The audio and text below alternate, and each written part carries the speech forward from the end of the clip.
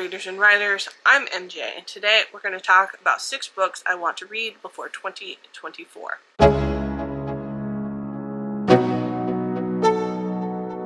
So I had 2 main reading goals in 2023. The first one is that 2023 is declared the year of Brandon Sanderson. So Brandon Sanderson released 4 secret novels this year that have all been sent out now. I've read them all now.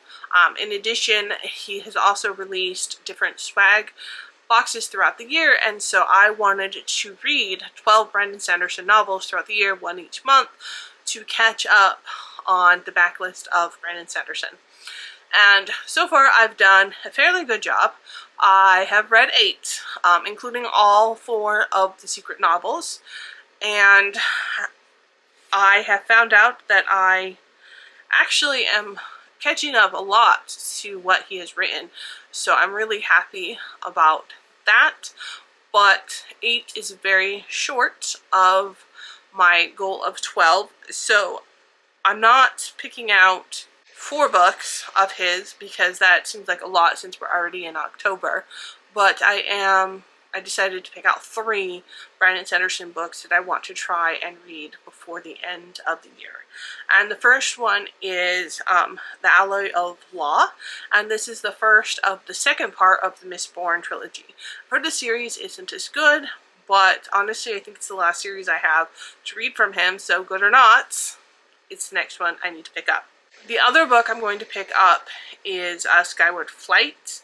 This is a collection of novellas, and I've read all 3 of the books in this series, but I haven't read the collection of short stories and novellas for this series, so I want to read this as well. And then the last Brandon Sanderson pick is Mitosis, and this is a very short novella, but it still counts, in the Reckoner series. No, the Stillheart series. And I don't like that series, honestly. I had it in paper and ended up unhauling it.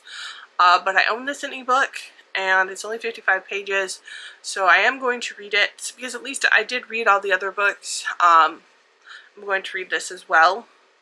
If I didn't own it, I wouldn't read it, but I own it in ebook, so I'm stuck with it, so I may as well just read it.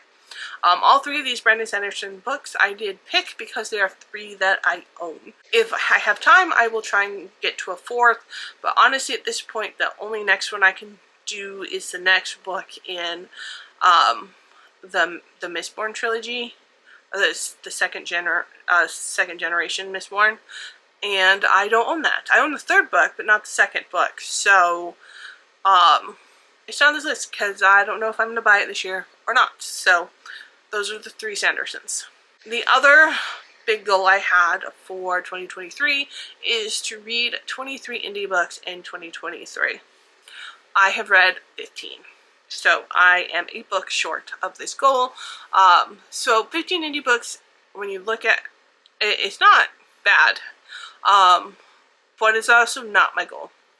I don't know if I'm going to end up reaching 23, but I will say that at least by having this goal, I've made a point to read more indie books and to focus on indie books, and I've read more than I would have without this goal, but I would like to get closer to the goal of 23. So the next books I have are indie books that I would like to read. These are not exclusive because I have plenty of other indie books that I want to read as well that will hopefully get me closer to the goal, but I have to remember that we're already in October, and there's only a small number of months left, so I'm trying to be realistic with myself as well. So the first indie book I want to read is Unwieldy Creatures by Adi Tasai. And this is a Frankenstein retelling that I got from Rainbow Crate. Kind of bumped up to the top of my list because I love Frankenstein and I'm really excited for this book, and it's gorgeous. This cover's gorgeous, but I love green, and the naked hardcover's even more gorgeous, even inside. So this is definitely an indie book that I really want to get to this year. Hopefully while it's still we've still got fall vibes going on. Another indie book I own on ebook and is Blood Crystals by Matt Twinley. I think that's right. And this is an indie author that I've discovered through Instagram. This is a YA fantasy book, but it seems really interesting, so I picked it up and I want to read it. And the last specific book on this list is Aurora Borealis by D.L. Llewellyn, and this is a book that got re-released recently and I picked it up, and it is by an author that I respect, and we are in a writing alliance together, and I want to read their book to support them, but also because I'm excited about it.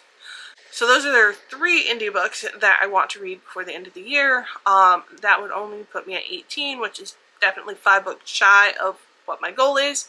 So I don't think that is going to be the only indie books I read for the rest of the year, but I did want to focus down on 3 specifically. And then if I read more, that's even better.